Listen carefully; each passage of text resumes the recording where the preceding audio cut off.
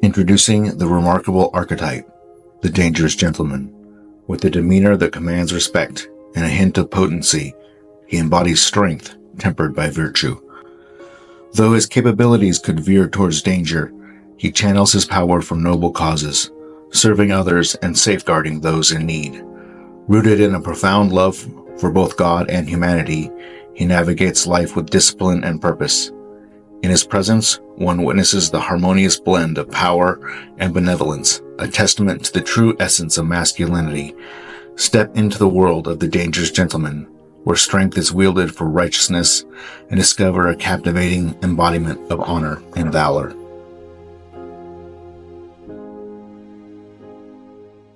Greetings and welcome to the Dangerous Gentleman podcast. Yes, I am the Dangerous Gentleman. No, I did not give myself that nickname, but I certainly have earned it. We're going to jump right into today's topic, which is explanations are not excuses. In the last episode, I was reflecting on a story from my childhood about the time my brother and I got lost and how we had charged out ahead and we had taken a risk and it had bad negative consequences, and how that shift might have had long-term consequences for how I approached life. I lacked courage and I lacked the boldness to take risks for much of my life. One thing I have not done, though, one thing I did not do in telling that story and in talking about that lesson is to use it as an excuse. I encourage everyone to go back and think about stories and incidences that happened when they were younger and how that might have shifted and affected their life and how they go forward. Right? That's an important thing to do. And a lot of people do that. I encourage you to do that. Talk to your parents, talk to your friends, do some self-reflection and think about how things that happened to you before might have affected you now. But one thing, like I said, that I didn't do is I'm not using that as an excuse because I have changed that about myself. There's an epidemic in our culture and in our society of looking at things like they are there to explain things about us, right? We take personality tests and you're this type of person and you're that type of person. Or we look at how we grew up. Oh, you didn't have a dad growing up, or you didn't have a mom growing up, or you were poor, or you were rich, or you were a preacher's kid, or you were a doctor's kid, or you grew up on the street. And those are explanations for how things happen to us. But the thing that we get stuck in is that we start to use those things as excuses. And we say, well, that happened to me, and that explains why I am this way. Well, that's only the first step. The next step is to move beyond that and say, well, yes, that maybe explains why this happened. This explains why I think this way. This explains these choices and decisions and actions that I've taken over the course of my life. But it doesn't give me an excuse.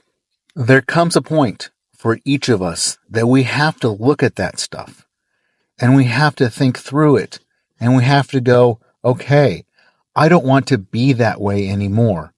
I want to do something else in my life. I want to change that pattern. Yes, those things help to explain them, but that doesn't give us a reason to not address them now. It doesn't give us an excuse to be a jerk. It doesn't give us an excuse to be lazy. It doesn't give us an excuse to mooch off of other people or to treat other people a certain way or respond in anger. Those things don't give us excuses. Yes, they are helpful to explain it, but at some point we have to take the responsibility for our own actions and move forward and change those things. There are people that I know that had the most wonderful childhood that you could possibly imagine. Both parents in the home.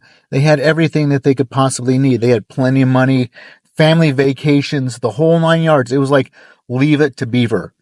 They had this idyllic childhood. And then when they get to be adults, their life completely crashes around them. I also know people who had that kind of a childhood who turned out great. I also know people whose lives were terrible. They were abused physically, sexually. They had no money. They were broke.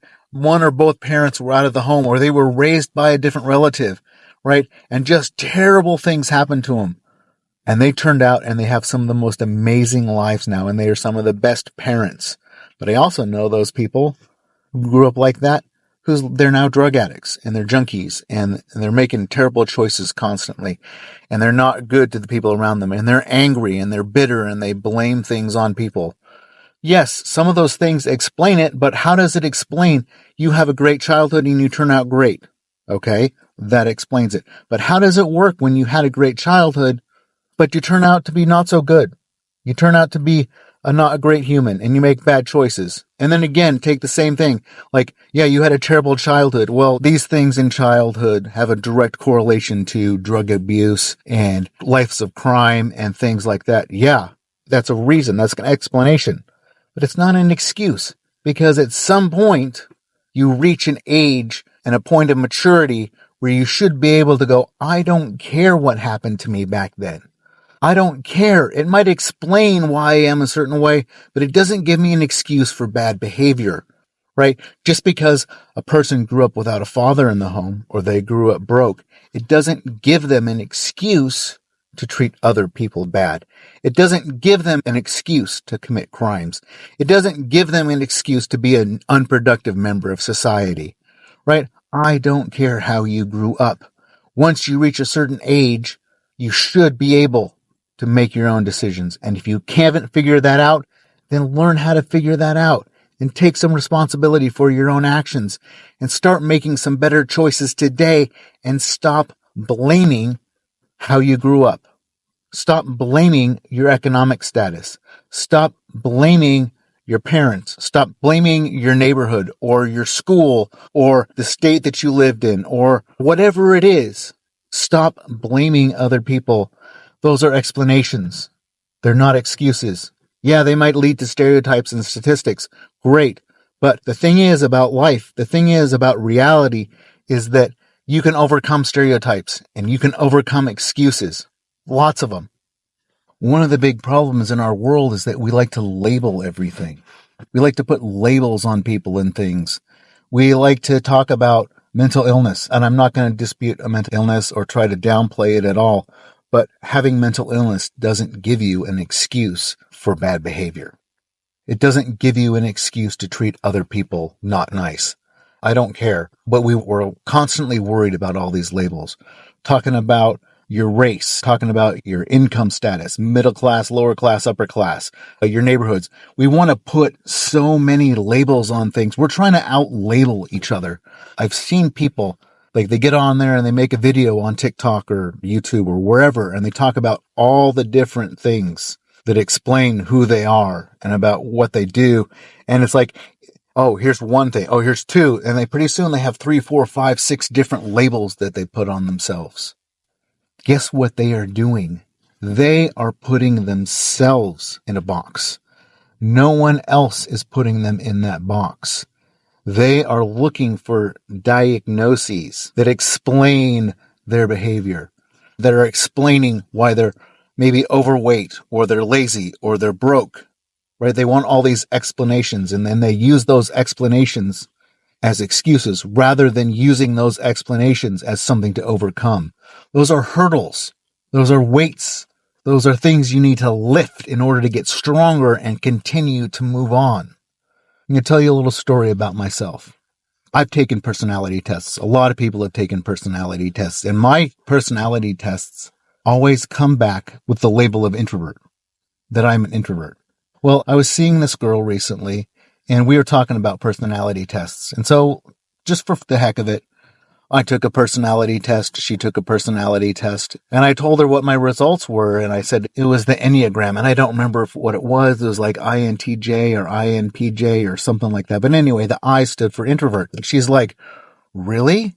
You don't come across to me as an introvert at all. I figured you would test out as an extrovert. Well, I know I'm an introvert, but I have intentionally taken on that idea because I don't want to be labeled as that. If I was an introvert in my job, I would not make money. I would not do well if I allowed that label of introvert to define my job and my career and all of that, right? If I just lean back on that and I use that as an excuse for why I wasn't successful in my business or in who I was, if I just was like, oh yeah, okay, well, it's okay for me to not be successful. It's okay for me to be unfriendly. It's okay for me to isolate myself. It's okay for me to not have relationships because I'm an introvert. No, instead of allowing that label to dominate who I am, I have intentionally worked on being more extroverted. I have intentionally pushed myself beyond that comfort zone of being introverted. Yeah, I still like to spend time at home. Yeah, I still like to just sit with my cats and watch TV at night. But I have also cultivated that other side of me that knows that being extroverted, that having relationships, and that interacting with people on a regular daily basis is going to make me a better person. And including the point that the girl that I was seeing thought I was an extrovert because I have taken that battle on so much. And I hear too many people who are like, well, it's okay if he's like that because he's an introvert, or, oh, it's okay if he's like that, he's an extrovert, or whatever it might be. I have an anger problem, or I have social anxiety disorder, or whatever disorder it is. There's a gazillion of them. If you look up in the DSM-5, which is like the medical industry, what they use to diagnose mental illness and stuff like that, every single one of us would qualify for one or more of those mental health disorders in that book. So technically, we all have mental health issues. And I'm not trying to downplay or discredit mental health disorders. But the point is that you can use those as a label. You can use those as something that's going to hold you back or explain negative behavior. Or you can use that as something that to lift you up, to overcome. Explanations are not excuses. You don't get to use those words. You don't get to use those labels as bad behavior, because at some point, you have to decide whether you are that label or you want to overcome that label and become something else. For a large part of my life, I would have described myself, and other people would have described myself as fat and lazy. No one describes me that way anymore. I have intentionally faced that battle, and I have changed my identity.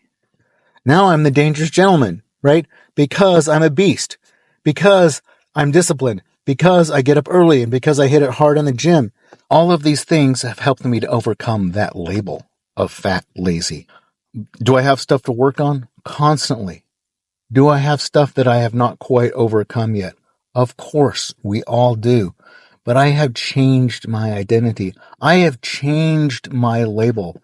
Those explanations that I used for so long to give me an excuse of, oh, he's not a neat person. He's not a disciplined person. Oh, he's not a great businessman, or he's not a great this, or whatever it is that other people put on me and that I put on myself. Those things explain things. They don't excuse behavior. Because behavior, if it's bad, it's bad. I don't care what race you are. I don't care what demographic you are. I don't care what your mommy or your daddy did to you. Behavior is either right or wrong. And any behavior can on some way be explained. But at some point, bad behavior is just bad behavior, and good behavior is just good behavior, because bad things can happen to you and you can turn out good, and good things can happen to you and you can turn out quote unquote bad. So stop using those explanations. Stop using those diagnoses. Stop using the labels that you or other people have put on you or society has put on you, and start labeling yourself.